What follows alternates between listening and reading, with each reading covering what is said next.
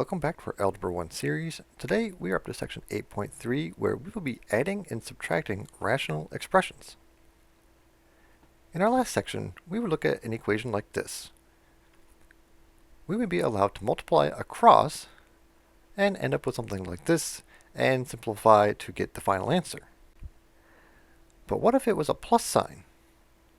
Are we allowed to add across the top and the bottom? No, we cannot. This is one of those weird cases where multiplying and dividing is actually easier than addition and subtraction. So let's take a look at this equation. 4x over 3 plus 5x over 3. We happen to have a common denominator. This is very important. If you have a common denominator, you are allowed to combine the upper half of the fraction over the common denominator. So 4x plus 5 can be simply added in the numerator over the common denominator of 3. So 4x plus 5x is 9x, and this simplifies down to 3x. Now let's take a look at this equation where we have a minus sign. We still have a common denominator, so we can still add or subtract across the numerator over the common denominator. Here, I've written as 3x minus the quantity x minus 4. I added these parentheses. This is because we are subtracting the entire quantity of x minus 4 from 3x. It's important to keep this in mind because we will end up with 3x minus x plus 4. This minus sign is applied to both of the x and the negative 4, so it will give a minus x and a plus 4. This is why I like to put things in parentheses, so we know that the negative sign outside applies to all of the quantities inside the parentheses. So we can simplify this to 2x plus 4. We can factor a 2 out of the numerator. This allows us to cancel an x plus 2 out of the numerator and denominator, and the answer is just 2. Let's jump over the whiteboard and do some quick examples. Alright, let's get up here in the corner and say 3x over 5 plus 2x over 5. So we have a common denominator, so it allows us to put our bar, and we know we have a 5 on the bottom. Common denominator will end up with the same denominator. Now we can just add across the top.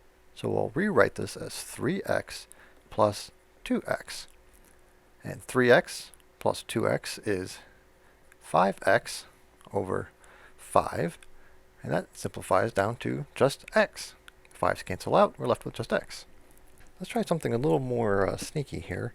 I'm going to say x minus 6 over x plus 1 minus 3x minus 4 over x plus 1. So we have a common denominator of x plus 1, so we can do the subtraction across the top. Let's get our bar. I'm going to write x plus 1. I'll put that in parentheses just so we have it as an entity. So let's look at what we have here. We have x minus 6 minus 3x minus 4. So we have a negative here outside of these parentheses, so it's going to apply to both of the items inside. So this ends up with x minus 6 minus 3x plus 4. That's the huge sign flip that we have to keep in mind because we have a negative applied to the 3x and a negative applied to this minus 4. So we get a plus 4 all over x plus 1.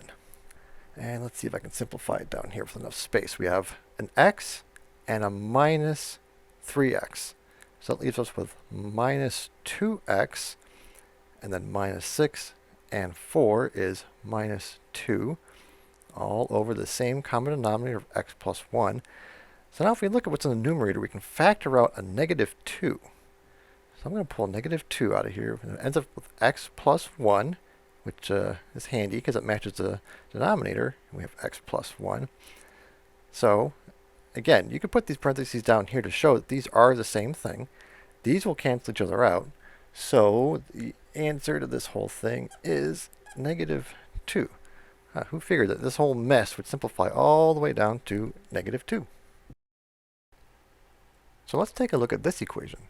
3 over x squared plus 6 over x.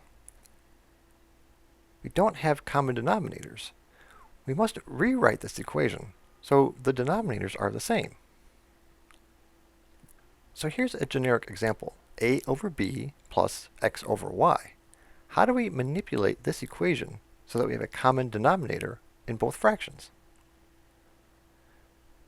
You multiply both fractions by the other fraction's denominator. So let's see what that means. I'm going to take the a over b fraction and multiply it by the other fraction's denominator, which is y, and take the a over y fraction and multiply it by the other fraction's denominator, which is b.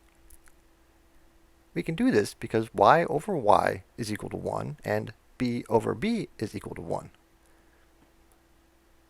We now have a common denominator of b times y. It's written as y times b in the second fraction, but it's the same thing. You can multiply things in different orders and end up with the same result. So we end up with this fraction, ay plus xb over by.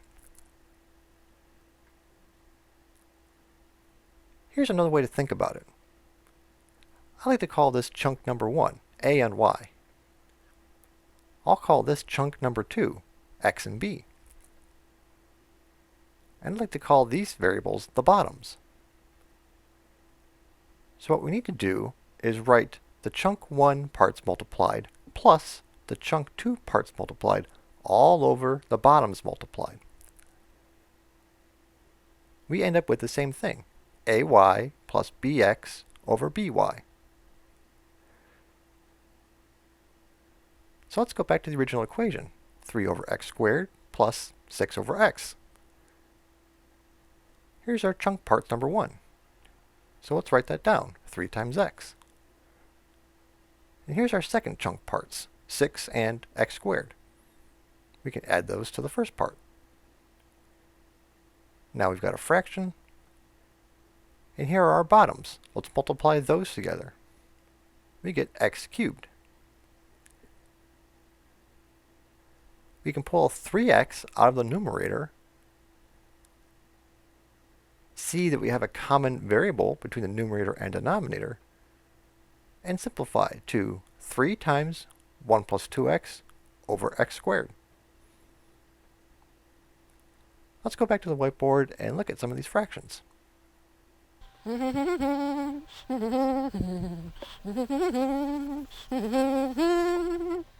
Okay, let's try something like x squared over 2 plus 3x squared over 8. Okay, we have unlike denominators here, so we gotta mess with this fraction a little bit.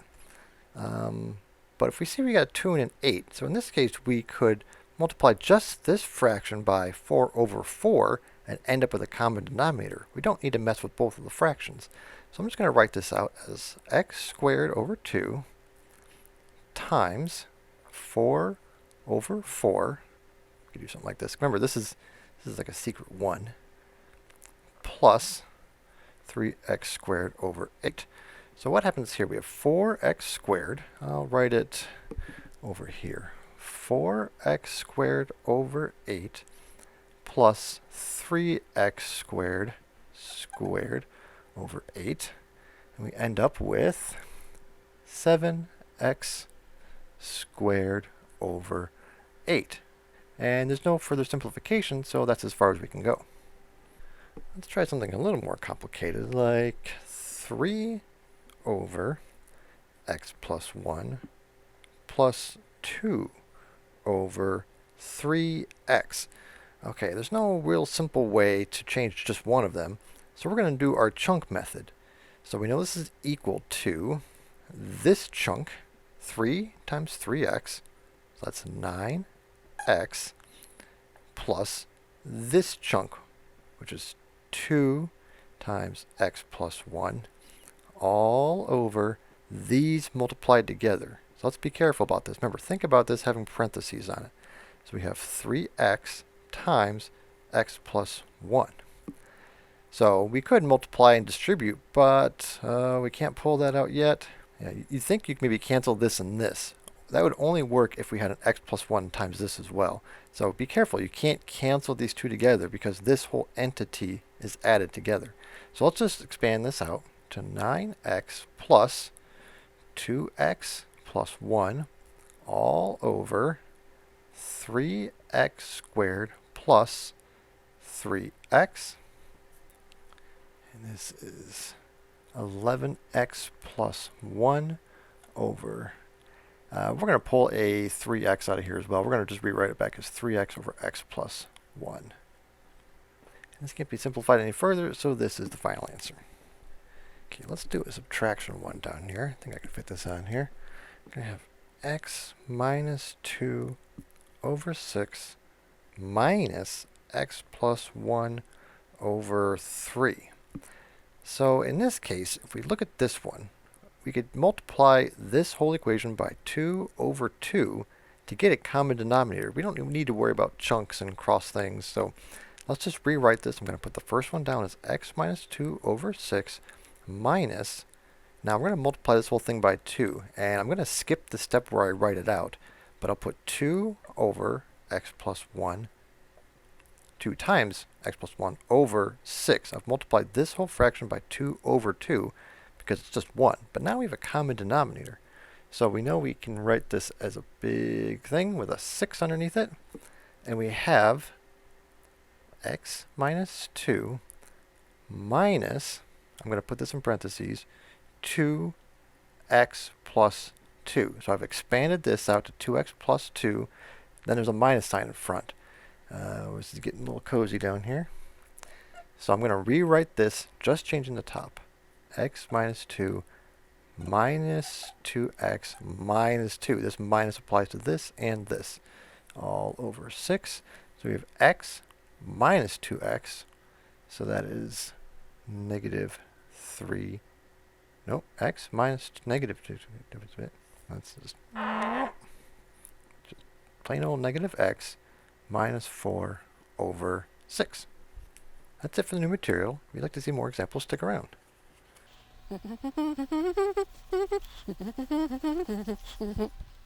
Let's take a look at an addition problem here. Y squared plus 5 over y plus 2 minus 4y plus 17 all over y plus 2. So we have a common denominator here, so we can subtract across.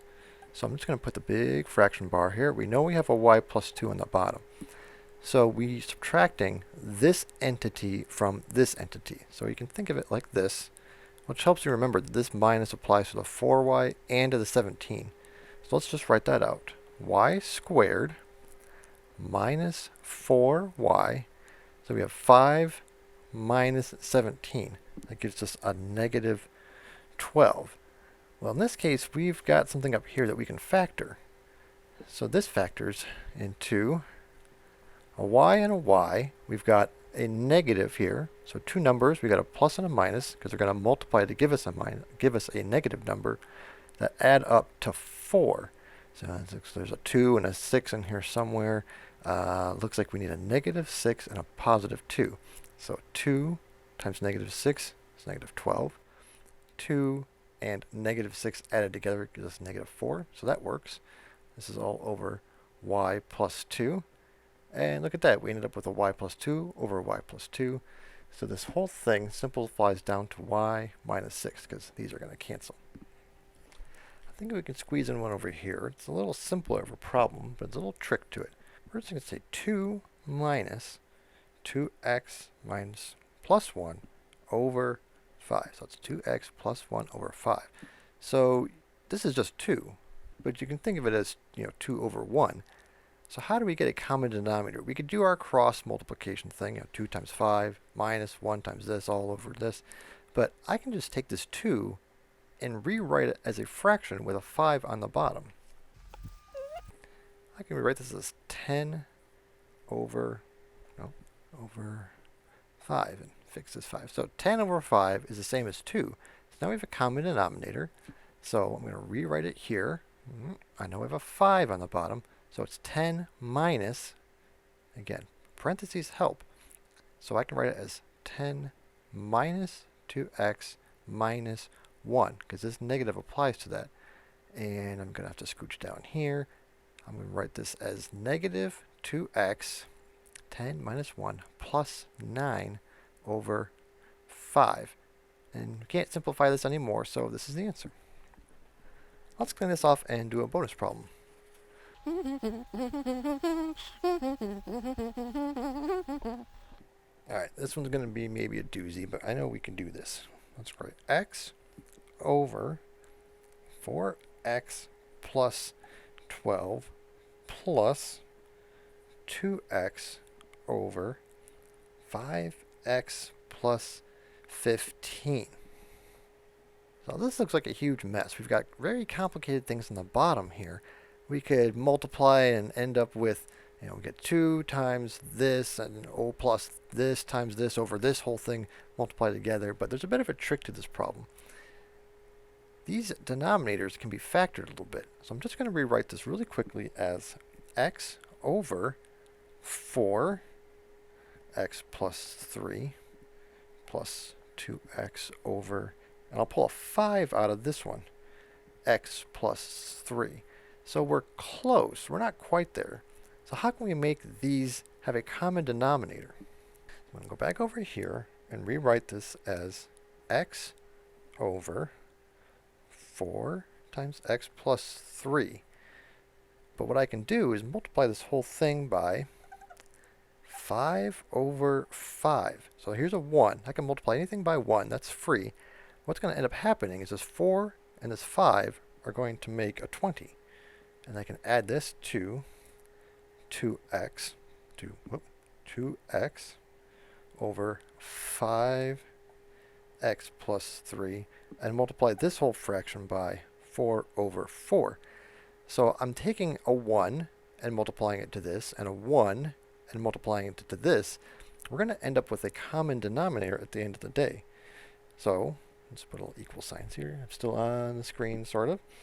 This is going to end up being 5x over 20, because the 4 times the 5 gives us a 20, x plus 3, plus 2x times 4. We have an 8x over that same denominator now.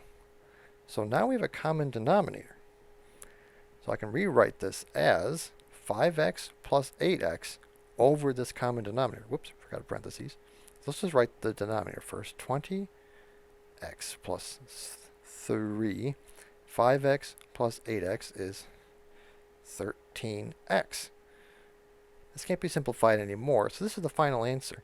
So begin to look out for clues like this to make the equation simpler.